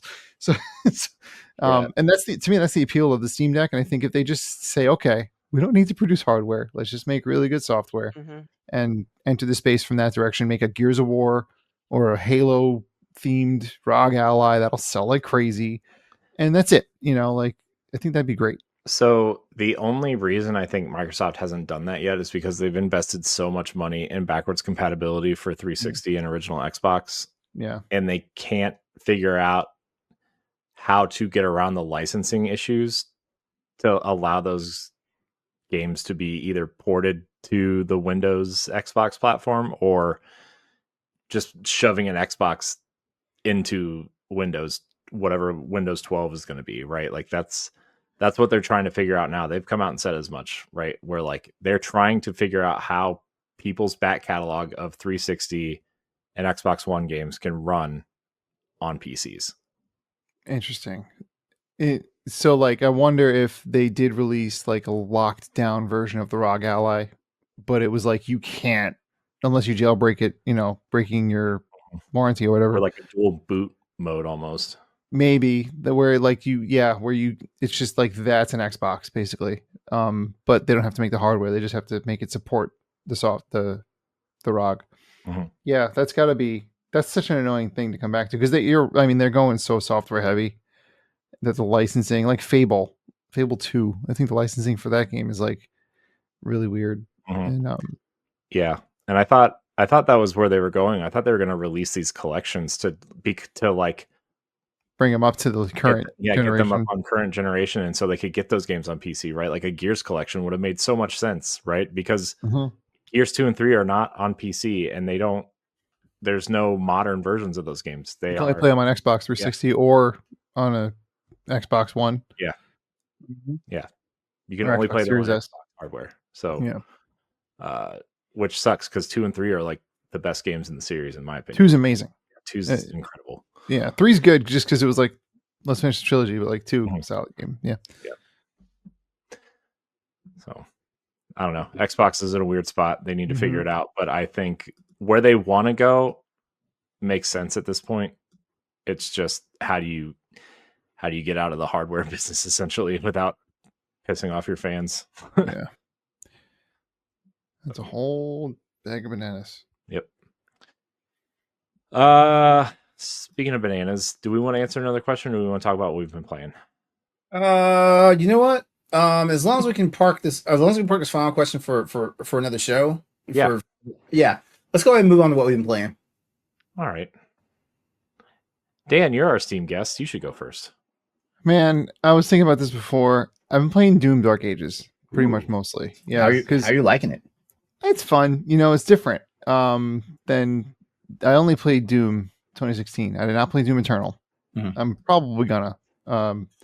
There's so much more melee in Dark Ages, and there's so much more like it's Doom always like this iteration, this trilogy of Doom encourages you to just not hide at all. You basically die right away. If you start hiding from monsters, they just sneak up on you and kill you. So you just have to like be this unstoppable force of massacre through all these demons, and it's great. That's what it's great for. So as long as you don't want to use your brain, and then also there's cool platforming puzzles. It's exactly the game I needed right now. And it was that or Expedition 33, but I think I'm going to play that on stream just because it's cool narrative. Yeah, like a cool game to just learn about while I'm playing it on stream. Beware of the chat. I know. I heard the spoilers just fly free. And well, I play Dark Souls games on stream, and I know that that community loves to tell you how to play games. And man, I've heard some horror stories about Expedition 33 and streaming specifically. Yeah, cool. So yeah. But has anybody else picked up Doom or? I have it on Game Pass, but I haven't played it yet. I thought about it, like I was going to, because I wanted to like try to actually play more games that came out this year. But I got so sucked into Expedition 33 that I'm like, I can't play anything else. Like I'm gonna get off here, process some videos that I need to do for work, and play that until those videos are done processing. Like it's literally the only thing I can think about. Nice. So that's me. Doom's got to wait. I guess since I'm already talking, I'll just go. Expedition 33. There you go. Expedition 33. Guys, incredible video game. I don't know if you've heard. Ever heard. So, I mean, you see the stuff online where like everybody says this is the greatest game ever, and then you see that person say that 30 more times that year, and then the cycle starts over in the next year, right? There are very few games that I've actually believed that after I started playing it. 1 was Death's Door, 2 was Nier Automata, and this is another one. It's right up there. It's like, it might be in a maybe this is recency bias, I'm not sure, but like it might be in a list of top games of all time for me at some point. Crazy. That's awesome. I love the story. I love the combat. I love the interactivity with the turn-based combat. Like it's so it's so interactive that you don't even realize that you're playing a turn-based game sometimes. Like between the parrying and the dodging and the jumping, like I'm like 22 or 3 hours in right now, right? And I mean, probably story-wise, I'm probably like 6 hours in. I'm literally just exploring the world and trying to find all the secrets and all the outfits and all the, kind of weapons and secret bosses and stuff. But like I just got out of Act 1 and man, the ending of Act 1 was like, oh my gosh, I can't believe that just happened. But it's the characters are really charming and they feel like real, like they have real relationships, right? The acting is done so well. Charlie Cox, yeah, and Ben Starr and Andy Serkis, and the actress that plays Shadowheart in Baldur's Gate. Like it's a stacked cast. This cast is amazing, and they all feel like you can tell, like, oh, these two clearly had a relationship at some point because they're very flirty, but they have some sort of standoffish towards each other, right? Or, this person is clearly a brother / father figure to this character, right? And like they feel like real relationships, and they feel like a real unit and a real kind of like family in a sense, right? Like it's really well done. This is my favorite cast of characters in a long time, right? I mean, maybe since Breath of the Wild, maybe since something like Lost Odyssey, even. Like it has some real Lost Odyssey vibes if anybody's played that, in terms of just the way you feel about these characters.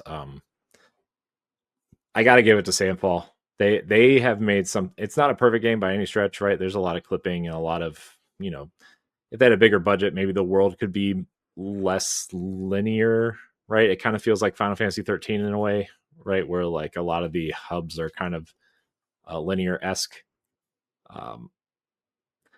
So that's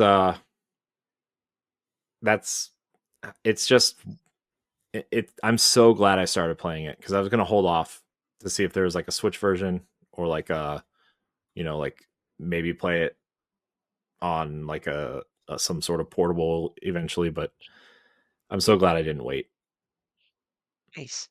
Well, since Such you a great mentioned game. that, shout out to one of the submissions for questions, and we can answer the question part next time because of time. But Ashley, just a shout out to her because she said she just started listening to our podcast and she saw us at PAX and want to show us some support, and hopefully we can see her at PAX West or other events. So she's a big fan of Expedition 33 as well. So we'll tackle more of that, but we just want to shout that out since we were on the topic of that game. Yeah, we'll save it when more people have played it because that is a good question. Mm-hmm. I do think that this battle system, just to answer that part real quick, will be stolen by many JRPGs in the future. Mm-hmm. Of course, we said that about the Nemesis system, and then nobody else ever tried it. Even Warner Brothers didn't try it. I think they patented it. They did, and then they never used it. Yeah, jerks. But that's kind of it for me. I've been playing some Destiny also, but nobody wants to hear about that. Rights of the Nine. Rights of the Fine. Hey. Oh, mine's pretty. I'm still playing Chicory: A Colorful Tale. So. Great game. Mm-hmm. Are you enjoying it? We did a Dinosaur Machines episode on that eons ago. Oh, I'm gonna have to re-listen to that again. Well, once I finish playing it, yeah. You will learn that I played it for a little while. Oh, well, okay. As most of the games that I've played on and not podcast. Quite finished, yeah. But just enough to talk about. What? How far are you? I just started chapter 4. Took me a little bit to get into. But the more I play it, the more kind of relaxing it is to color things in. Now I don't, because because on my Switch I'm using my finger, like it's hard to do anything accurate, so I don't really strive for perfection there. But I just kind of get in the zone. I let it calm me down, and the art style of the game itself, I really enjoy. There's a lot of I'm in the city now, and if you cross a character that's on their bike, they'll come screeching to a halt. So I'm like, there's little bits of detail that I appreciate. Um, my cat's trying to unplug my headphone from its jack. I saw the cat earthquake just now. That was quite. I was a little scared for a second. Stop it, Midna. So, yeah, I mean, it's a pretty, simple, gameplay wise, but that's okay because I'm bad at gaming. So we'll see where we go with it. Dave used to do every scene immaculately. Like he would just paint everything. He was like, "No, this is my personality now." And he would. That's, I guess, spoilers for the episode when you listen. But yeah, it was. And for me, I was just like, "What solves the puzzle?" And did that much. So it's really cool that there's like different ways to play with like the colors in that game. At least that's what I remember. Yeah, it's great. And you know what? Since we touched on limited run, I didn't realize because again, producing the product takes so long. I forgot that I pre-ordered the physical edition. So during that wait, I bought a digital version and I'm playing it now. So by the time I get in the mail in about a week, I will have finished the game. So I don't know what I'm gonna do with it. Oh well. I just like we were talking about at PAX, I have doubles from that problem. I'm like, oh, I bought this game on limited run, and you're literally going to get a copy of a game. I just keep forgetting what game. I order. Yeah, I can't wait for you to play because I know you love fighting games. So. Oh yeah, so totally. that's kind of it. I think I might cave and get Expedition 33. I don't know. As I said prior to going live, I am like, I refuse to start a big game before Death Stranding 2 because it's just coming close. Maybe I should just hit some stuff off my backlog, but I'm starting to get massive FOMO for Expedition 33. So I don't know. It's worth it. I know it's worth it, but I don't know, like, should I just play it now or can it wait? I don't know. I mean, I can't help you there. As long as you avoid spoilers, right? True. Yeah, you have to avoid spoilers. Mm-hmm. Even in the first act, you need to avoid spoilers. All right, good to know. So that's me, LeRon. How about you? You guys know what I've been playing. I actually finally Disney got Dream back Light to, Valley. Yes, that's the one. That's the one. I was like, you know what? What does Corey love about this game so much? So I had to load it up and see what's up. And I know as soon as I saw what's up, I uninstalled it. You're missing out. Alice in Wonderland going on right now.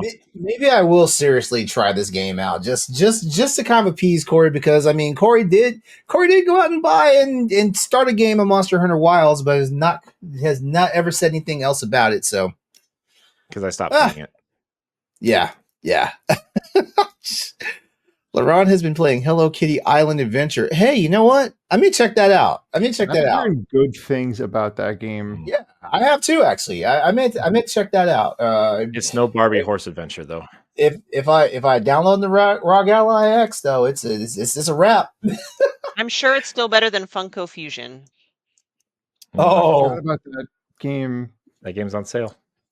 My brain did the thing where if you have trauma, it compartmentalizes it and sets it aside. I think that's what my game did with the Funko Pop game. If you guys heard last week on the podcast, like I basically took a involuntary week off of gaming and stuff like that. Just too much was going on, and I just didn't have the mojo to play video games. I jumped on Monster Hunter Wilds this weekend and actually played, because I need to actually get into that Arc Tempered Raid event, just so I could get the free community item, for making it under a certain time frame, which actually. It only took me 3 tries to actually get an A rating on that challenge, and stuff like that. I was playing multiplayer because I tried it solo, and I didn't do too bad solo, but I definitely disqualified from making the time solo, stuff like that. But yeah, like that was fun. For people who need to know what is a raid-out, it's like the giant lightning wyvern that basically like his horns like fold forward and all of a sudden becomes a giant railgun. And he's a real piece of work. Yeah. I honestly, Capcom was like, "Oh, you guys wanted a hard game? Here we go." Because everybody was complaining that Monster Hunter Wilds is too easy. Me personally, I was like, "Nah, it just feels like every Monster Hunter game that's launched since in my history since Monster Hunter 3 came out, I feel like every game to me has been easy until the expansion game comes out and stuff like that. So I wasn't really complaining and stuff like that. I was just enjoying like having really fun hunts and stuff like that, running around like this different type of environment where it felt almost open world. I do have a giant like caveat to that though. Like if it's open world, shouldn't I just be able to get on the sacred and run from like one zone to another? That's what I thought we were getting. Yeah. I really do believe I had a while there where I was like, oh, cool. They're going to do the thing. I'll just run from the desert to the forest, and from the forest to the ice caverns, and from the ice caverns to the hellscape. That's a freaking Iberia. And you would think, I guess the same thing could have been said for World too. The name World, like you would think that, oh, we're doing it. I don't know if it's resources or just the preference that they want to keep zones. I wonder if it has. I wonder if it's limitations of the RE engine. Could be. It could be. They made Lady Dimitrescu. They should be able to make any game based on that knowledge, right? She exists. She's very open. Yeah. Capcom did just announce there's a new collab, and of course it's Street Fighter. We don't know what it's going to be yet because they're being really dodgy on that, but it's probably going to be in the Chun-Li skin. Something just went live with a scarf that I'm going to probably try to get after the stream. Oh, really? Yeah. I don't know if it's after the stream related. I'll play with you if you want. I'll let you know. I was supposed to go to bed so I can get up super early to build a computer, but I should do the same thing. But yeah, Raid Out, did you get the whole set of armor? Yeah. I ran enough of the other event to get everything for the armor. Oh, there was another Raid Out event. Okay, this is the first one that I. Well, this is the Raid Out challenge. Like the other one was the arena. Oh, okay. I didn't. Yeah, and the arena awarded you the gamma tickets, which basically is what you need to forge like the Arc Tempered set. Yeah. Which is strong as heck. Yeah, I ran that. I don't like the aesthetic. I'm a fashion hunter, and I don't know. Like sometimes it was like, I don't know. Like it's a nice looking armor set, but it's just not a me armor set. Like I just made a custom set that basically I look like a musketeer, right now and stuff like that. And for a while I was running a custom look that basically I was looking like a slutty barbarian, Okay. And before that, I was rocking the Hope armor because I feel like the Hope armor is probably like the best looking starter armor ever in Monster Hunter. I feel trench coat. Yes, yeah, can't go wrong. Trench coat and a longsword. You're an anime protagonist. Yeah, and those pants. Oh my god. Yeah, the pants. That's what makes it. Look, there's nothing. That was my goal in Jedi. What was it? Jedi Survivor was like, as long as I had a good pair of pants, that whole game was perfect for me. That game's got solid fashion. Shout out to Kai in the chat. They say fashion hunting is the true end game of Wilds, and that is the truth. Oh my god! Like I've made so much drip worthy like costumes and stuff, and it's all just layered armor because basically it's a mix set, but I'm like I don't want my mix set to look like a mix set, so I just make my own thing, But yeah, it's fun. But yeah, that's the only thing I've managed to find time to play. I am going to get back on Claire Obscure real soon here though, because I did like what I played.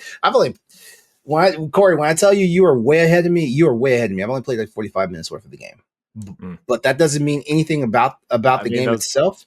Those first 45 minutes are great though. True. It's great. It's so humbling and funny how many people are just like, listen to me. Expedition 33 will change your life. And I know what's going to happen. I'm going to play it. I'm like, everybody who listens to all my content, listen to me. That'll be the title of the video. Expedition 33 will change your life.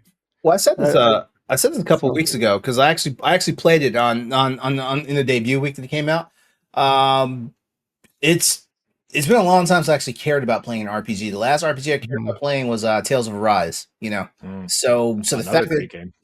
So the fact that it took this long, I'm not a big RPG gamer in this day and age. Of course, like if a Final Fantasy Tactics remake, remaster, whatever comes out, I'm going to play that, But then I'm pretty sure I can hear people screaming in the chat that like that's not a true RPG. I love Tactics. Oh, I love Tactics. I feel like they haven't gotten Final Fantasy right since Tactics. If I'm being honest, 16 is good. 16 is good, but different series. Yeah.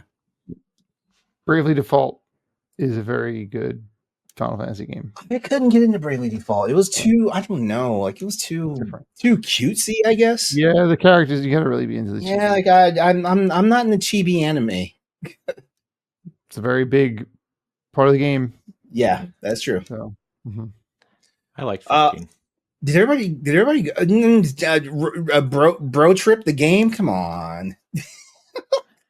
I like the characters in 15, but just I don't know. Like it was something about the game overall. Like I don't know. Maybe I've come up with a new recipe. I don't know. Maybe it was just something about it because I played it at launch and it just didn't hit me. Maybe if I go back now and try and play it, it'll be all right. But there'll be revisionist history on that game, just like there was 13 and 12. Is there revisionist history on 13? I still think people saying 13 is a bad game. I think people think 13 2 is the best of the trilogy. Mm-hmm. I like 13 also, though. Somebody said something where 13 shouldn't have had a mini map because Expedition is very linear and it has no mini map. Mm-hmm. And so now no one looks at how linear it is because you don't see you don't see the rectangle you're on. So somebody made that point. And I was like, that's interesting. Yeah. That's almost like a placebo. It's like, yeah, don't worry, you have freedom, but you don't. Yeah. Did everybody go? Wow. Yeah, we all went. Oh man. We're done, LeRon. Oh man. We did it. That's the show. Yeah, we're gonna hang up and go. All right. Well, hey, I want to thank everybody for watching and or listening to this episode of the Boss Rush Podcast. This is episode 276, by the way.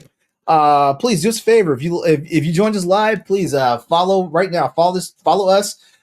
Subscribe to the stream and to the channel. And do the thing. Please leave us comments on this episode. Let us know what you liked, what we could have done better.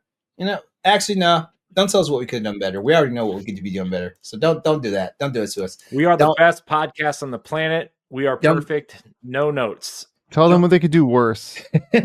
Don't give us any anxiety, basically. If you're watching us on YouTube later, when the actual edited version of the show goes live, please give the video a like and leave comments with your thoughts on today's topics, or leave one of your own so we can discuss later in a future episode. If you're listening on Spotify or Apple Podcasts, consider leaving us a 5-star rating or review. And you can always support the Boss Rush Network on Patreon at patreon.com/Boss Rush Network at any tier that's right for you. You can even follow for free and gain access to our base shows on one entire feed. Hey, Dan, thank you for coming. It's been a while. Thank you for having me. I'm glad you guys had me on. Steph was like, hey, you want to be on the podcast tonight? I was like, heck yes, I want to be on the podcast tonight. Yay. Let's stay up late and talk about video games. You are welcome to come back at any time, sir. As a matter of fact, just be like, hey, bring me back, and we will put you there. I will keep that in mind for sure. Thank you. Tuesday nights, every Tuesday. Tuesdays. Write it down. Got it. I'll put it on my forehead. All right. As always, Corey, Stephanie, there's no me without you, so there we go. Always a wonderful time with you guys, and just out there in Streamland. Thank you for watching and or listening, and we will see you next time. Play games, be better, be safe, make good choices. Goodbye. Bye. If you want to see how you can become a Patreon producer, head on over to patreon.com/Boss Rush Network. The Patreon producers for this month are Adriel Munger, Austin Campbell, Celeste Roberts, Sana Dierig, Francisco Santillan, Matthew Keel, Retro Stoy, and Christian S. Thanks for your continued support of the Boss Rush Network.